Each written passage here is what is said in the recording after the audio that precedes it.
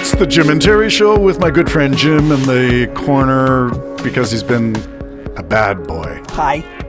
Bad boy, what you gonna do when they come for you? Okay, what are we talking about? Have you heard that the encampments on campuses across Canada are being disassembled? Good. I'm glad.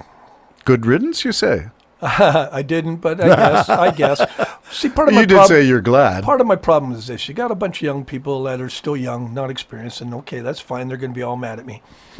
But it's now known that Iran has been financing a lot of these encampments, providing the money for these encampments, which, of course, is totally against Israel, not seeing Israel's point whatsoever. So when you got a nation like Iran financing encampments of protest in your country, I have a bit of a problem. I don't care who it is. I don't like the Russians interfering. I don't like Iran interfering. And the way in which our whole world is now set up, it's easy to infiltrate people, infiltrate your thinking. And we know that in these encampments, there's people that don't go to university. They actually ship in to be troublemakers. That's what they do to keep things going, to keep things in trouble. They did it with the convoy going to Ottawa. They've done it when they had the G7 in Toronto. They knew they were coming. They have a rough time finding them, but they come, and their whole purpose is to set cars on fire, cause trouble, and disrupt. So I'm glad they're gone. Make your point and get out. That's my point. I think there was still one in Guelph, University of Guelph, if I'm not mistaken. That was what I was listening to this morning. One encampment left, but the one that was a concern was McGill, because that was lasting a long time. But that's now gone. Yes, but did you hear how that was dismantled? No. Private contractors, private security firm, and there was a private investigation of the people and allegations of whatever criminal activity, drugs, loitering, whatever the crimes were, defacing public property, the list goes on. So there was a security report issued before the private security firm was hired to do the removal while the police were on standby in case anything went awry. Oh, okay. Interesting way to handle it. It was private security. Things are... Is that different? Is that a change? Well, it is different. I don't know. I don't even know if it's good or bad. I'm getting so confused in life. You know, there's all this manipulating, all of this that's going on in the world. You know, like you get your way and justify it. Anything you do is fine. You know, because you're right. Well, wait. Yeah, that's the ego. The ego speaking on everybody's issue. It's the self. It's my view. It's my belief. It's my whatever. Yeah. You're right. I just thought it was an interesting way to handle it. I thought police. Wouldn't the police? But it's private property. The universities are private. It's not public. So I guess you have to have protocols, processes, and even if it's students. I don't know why you couldn't just trespass them all. Make a big announcement saying you're all trespassing. And you call the police and we want them trespassed off of our property. Unless you have a student card that's showing you've paid tuition and you have a right to be on this campus. How about that as a starting point? Well, you got a good point. And I forgot that a lot of them were students. Some of them were. Yeah. I don't know whether you use the word a lot. How many were? I would like to know. I really don't know. Yeah, so how do you find that out? There was only one arrest, I think. Only one. Isn't that amazing out of all this? Yeah. But mind you, it was, for what I observed, peaceful for the most part. Mm. Except there was one dean's office occupied or something like that. And if there's defacing, breaking glass, and getting into some place you shouldn't be, that would be something I would object to. See, with all of these things, you've got all kinds of factors.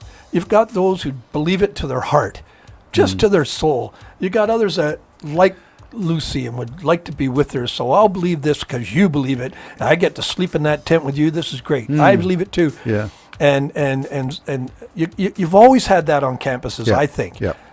Not knowing for sure, but I would think. You have the real believers. You have diehards, those who just want to join in. Hangers on. And we've even had that in Christianity, where people become Christian when they're not really Christian. They couldn't care less. But there's a youth group, and you like Lucy, and you want to be with her, so you go. Yep. So it's everywhere, and so it makes you wonder how many really are there that really care. Others are just looking for something to be excited about, or to be angry about. Well, it is wrapping up in Canada, and I think that's an interesting thing. Is the war in Gaza wrapping I up? thought they were coming to some sort of agreement, and then But all you of a don't sudden, the Israel Defense Army bombed a soccer game or something. I mean, God, man, kids being blown to smithereens. If that really happened, you know what I mean? Well, like, here we go. How do we don't know what's real. What So is here, have you heard really means, have you heard what we've been allowed to hear? Yeah, it might be like half of the soccer players that don't get hurt at all. They just roll around the ground so they can cut the time and stop so everybody can get a breath when they're faking it. That's almost like what happens in these war zones. There's photo opportunities. It's easy to smudge blood on someone. I'm not saying people aren't dying. They're dying. It's horrible. It's terrible. But did it really happen? Did they blow up a soccer field, or did everybody go to the soccer field or to that place and make it a soccer field? Because it looked like a city street to me. But is that what they said? There was a soccer game going on. Well, is that like a road hockey going on outside of some and building that underneath the gets blown street up? was a tunnel full of arms. Yeah. Underneath it, this soccer game was 20 Hamas fighters. Like it's because we know they hide among the civilians. Have the hostages been released, as far as you know? How many? Have any? Not that I know of. I think most of them are dead. So that's your Hamas bargaining chip, and if they don't have any to release, then they don't want to settle this thing, I guess, because as soon as they find out there's nobody left. Okay, so that's the difference between, here's the campus protests here in Ontario, Canada, and perhaps other provinces to a lesser degree, but Ontario and Quebec mainly, because McGill is there. But what about the discrepancy between what we're told and who was protesting in Canada versus what's going on the ground in Gaza? Well, I'd like to know how many campuses have a Hamas against Hamas campus, or a camp out, or a protest. A protest against like Hamas. None against that There were horrible, none. evil organization. Right. None. There were a few people carrying Israeli flags, and they were swarmed and often abused. And so it's so one-sided, and it's so here's the irony of that. Canada is a free country. It's a democratic country, and Muslim countries are theocracies based on some kind of spiritual leadership. In Iran, especially, it's the Ayatollah. Yeah. So there is no democracy. Now, there is a change. There's an election in Iran, and hopefully the new president might be able to effect some change. Is he? He's more pro-West, pro-negotiation. Are you sure about that? Yeah, it was just elected president. They had an election. Wonder how long that'll last. Well, that's the thing. Jeez. We don't know. And speaking of elections, let's go over to France. Just had a narrow victory for Macron. The left one, this one, right? Yeah. Yes, well, Macron is center Actually, I was surprised because I thought the world was coming to an end. Well, that's what we were led to believe. And I will point out that we've been told for a long time, for at least 2 or 3 years, by people that we know, that there was a populist uprising going around in the world. And can't you see the tens of thousands of people in city? Yeah. And we saw all the video.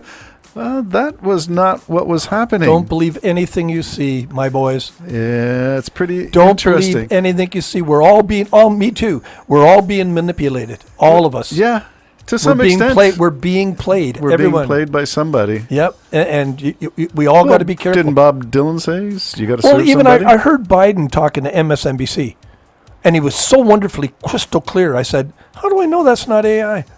How do I know that isn't someone else speaking through an AI system? How do we not know How do I know? that studio signal is not intercepted and replaced by another signal by the time it gets to you? Well, yeah, and I just... skeptics that we are. Well, So I don't know where that's going to leave mankind. I don't know where it's going to leave us all. Back into little communities where, everybody's watched and, drown the witch. I think it's going to become you in your small corner and I in mine, and we have to trust our own sense of what is right and wrong. Still got to go out there, man. You do have to go out there, but again, I will take my values with me when I go out there. I will hold the door open for an elderly person because that's right. And I don't care if he or she slaps me in the face and say, I can do it myself. I will still do what I think is right. I will stop and help somebody if I can. And again, that's our internal value system. So again, I always say, prove to me that your policies, the things that you want, that you believe are so right or so wrong. So if you're an anti-Trudeau, anti-Biden, prove to me that what you believe is so wrong is actually wrong. And I would like to have the argument on evidence and data and not on hearsay and populism. Populism is a problem. And it really, really has become a major problem. Now that it's all social media driven, you can light a fire in one corner and have it spread around the world 10 times before we find out, that wasn't even true. Wasn't even true. Well, and how many times have we seen that? I sent you an email that showed the recent DOJ, Department of Justice, United States, but Canada was named as an investigating co-agency in this thing. I'm not sure how many bot farms, but they are Russian-based trolls. And I titled my email to you, yes, it's still Russia, Russia, Russia. Despite what Trump says, they are still feeding the populist movement. Trump's going to feed into, say that. He couldn't care less. Putin's for Trump. We all know that. Yes, yeah. And if Putin's for Trump, you shouldn't be. Yes. And I said it in a other podcast when I said, just go by the fruits of the spirits by themselves. You won't find one in the man. Yeah. So he's a liar. He stands at the podium and lies. And you can say, oh, no, not really. How do you know that? Well, I know people are listening because people come back to me with the lies that Trump has said. Right. And that's how you know. Just a quick example. They're the biggest producer, and they're self-sufficient. Well, the U.S. is the biggest oil producer. Yeah, and they're self-sufficient. But Trump is saying over and over again at all his rallies, he's going to bring it all back. Yeah. No, Biden brought it back. Oh, whether you like the guy or not. You're just warming up, my friend. You got so much more to say on this. We just poked the bear a little bit. Yeah, so unfortunately, no one's listening. Well, that's okay. Our ones because they shut off. People shut off when they don't like what they hear. Well, you and I may be doing the same. So we need to be. Yeah, maybe. Well, help! Help! We need help. Jim and Terry Show signing off for now. What a podcast. Bye-bye.